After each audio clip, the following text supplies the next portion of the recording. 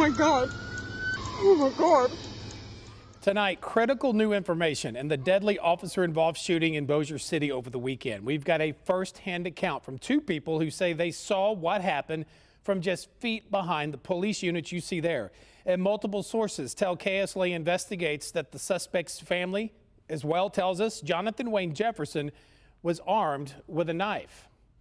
And we'll hear from witnesses in a moment, but first, KSLA Chief Investigative Reporter Stacey Cameron has been in close contact with law enforcement sources and experts concerning why these officers pulled the trigger. Stacey.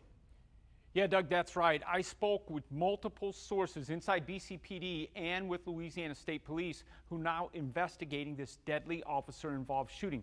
They tell me the man was in fact armed, that he was wielding a knife, and that officers tried to de-escalate the situation. And I'm told the man, who we've now identified as 34-year-old Johnathan Jefferson, did not listen to officers' commands, according to a source, and Jefferson kept getting closer with that knife. So fearing he posed a deadly threat, my sources say the two Bossier cops opened fire, killing Jefferson.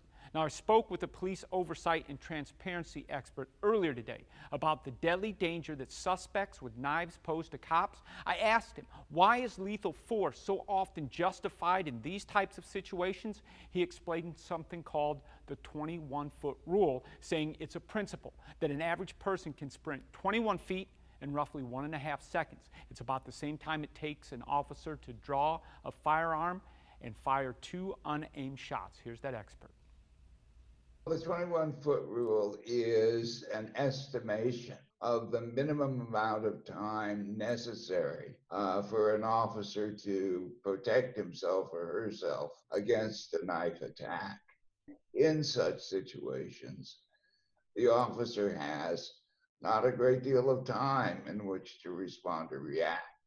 It's incumbent on the officer to try to de-escalate the situation if it's at all possible. But if not possible, and the officer's life is really at stake, the officer's got to react.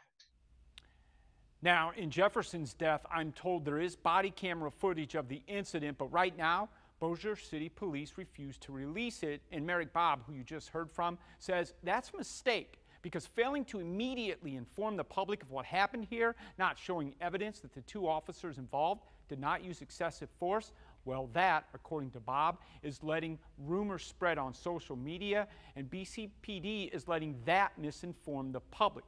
With so much going on and with officer-involved shootings around the country getting a lot of publicity, Doug, that creates, he says, a real risk to BCPD cops working the streets right now.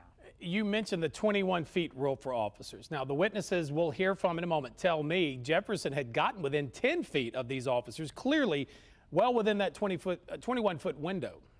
Right, Doug, and you'll hear a lot of people asking, well, why didn't the officers use taser? BCPD don't have tasers. And they'll also say, well, could they use less deadly means? Could they shoot in a leg or an arm? Well, what I'm told is that's a bigger risk to the public because that's a moving target coming closer. And if officers were to miss, they could shoot an innocent bystander and or they themselves could get stabbed. Remember, they've got about 1.5 minutes with 21 feet to react, about 1.5 seconds to react. If the man's 21 feet away, in this case, maybe 10 feet away, they had to act quickly. My sources say that's exactly what happened here. All right, Stacey Cameron for us live. And on that very note, let's turn our attention to the two people who tell me they were in a car right behind that police unit when this happened. They tell me they saw it unfold right through their windshield.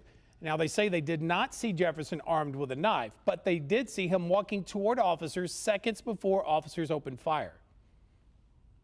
Everything was right in front of us at this point. We had a wide open view. Like I said, we were, the unit was in between us and them.